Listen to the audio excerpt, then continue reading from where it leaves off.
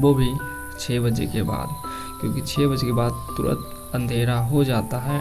और ऐसे जंगल में जहाँ पे सालों से कोई आत्मा गुफा में किसी का इंतज़ार करती है, वो भी रोने का इंतज़ार करती है, और वो रो रो कर इतना चिल्लाती है, दूर दूर तक उसका रोने का आवाज़ जाता है।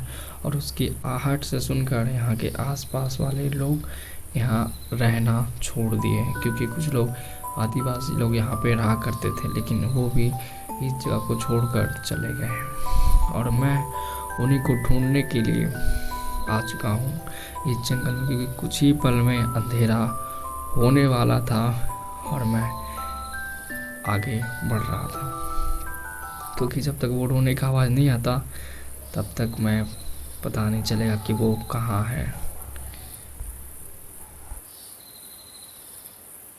और इतने सालों से यहाँ पे कोई नहीं आया था, क्योंकि उस औरत का डर सभी लोग के अंदर बसा हुआ था। इसी वजह से यहाँ पे कोई भी आना नहीं चाहता है, और इस वजह से ये जंगल और भी वीरान हो चुका है।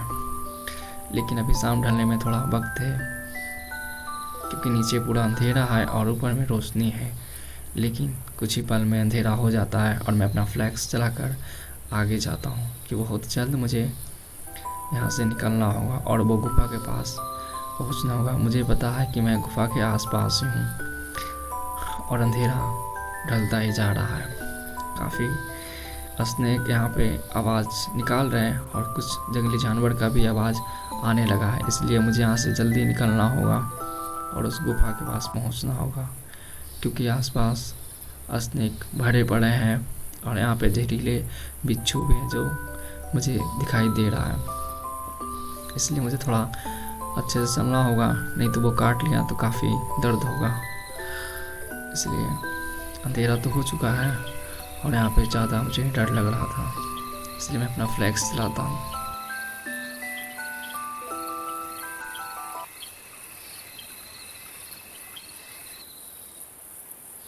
यहाँ पे एक चमगादड़ मरा हुआ है जो पत्थरों के नीचे फंसा हुआ है। इसका मतलब मैं गुफा के काफ़ी नज़दीक हूँ और चमगादड़ हमेशा गुफा में रहना पसंद करते हैं। इसका मतलब गुफा उस तरफ है और मुझे यहाँ से नीचे जाना होगा। और यहाँ पे काफ़ी स्नेक है और स्नेक से बच के जाना होगा। अगर वो काट लिया तो मैं गया काम से। वो चुड़ैल तो बाद में मुझे मारेगी, पहले मुझे यहाँ की जंगली जानवर और स्नेक ही मार देंगे। इसलिए पूरी तरीके से अच्छे से जाना होगा, क्योंकि आसपास काफ़ी खतरा है और यहाँ से धीरे धीरे नीचे बैठ के निकलना होगा, क्योंकि आसपास काफ़ी खतरा है। और यहाँ पे अंधेरा थोड़ा कम लग रहा है, क्योंकि झाड़ियों के बीच में ज़्यादा अंधेरा था और ये पहाड़ी इलाका है, यहाँ पे कुछ भी हो सकता है। लेकिन रात ढलने वाला है और यहाँ के जंगली जानवर भी निकलने वाली है। वो बाहर निकले उससे पहले मुझे उस गुफा के पास पहुँचना होगा और उस गोश्त को देखने के बाद यहाँ से निकलना होगा।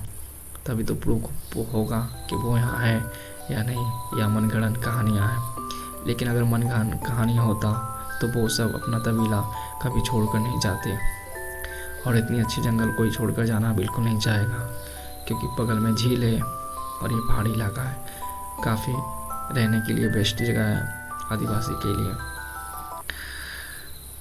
और यहाँ पे मुझे थोड़ा सा डर लग रहा था, क्योंकि पीछे से कोई रो रही थी। वो रोने का आवाज़ था, लेकिन वो एक लड़की का आवाज़ था, और इतनी घने जंगल में इतना दूर तक कोई लड़की आ नहीं सकती है। इसका मतलब वो आवाज़ शायद उसी का हो सकता है। इसलिए मुझे थोड़ा अलर्ट रहना होगा और धीरे धीरे नीचे निकलना होगा।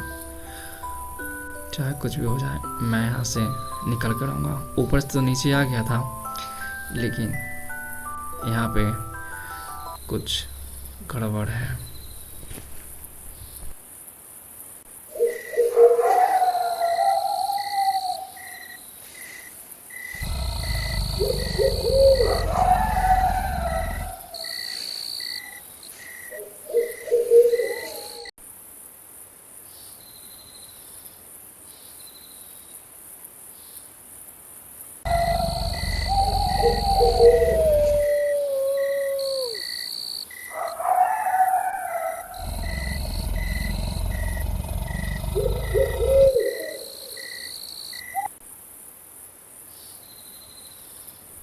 और यहाँ पे कोई सांस ले रहा था, इतनी ज़ोर से कोई सांस ले रहा था और कोई घिसट घिसट के चल रहा था। इसका मतलब कि कोई मेरे पीछे आ रहा था। अच्छा हुआ मैंने कैमरा पीछे घुमा रहा था, लग रहा था कि कोई घिसट घिसट के आ ही रहा है। अच्छा हुआ कि मैं बाहर निकल आया और यहाँ से भागना पड़ेगा, क्योंकि मैं यहाँ से बच के निकल आया। मैंने कभी सोचा नहीं था कि मेरे साथ भी ऐसा हो सकता है, और ये काफ़ी दर्दनाक मौत हो सकता था मेरा, लेकिन मैं यहाँ से बच के निकल आया।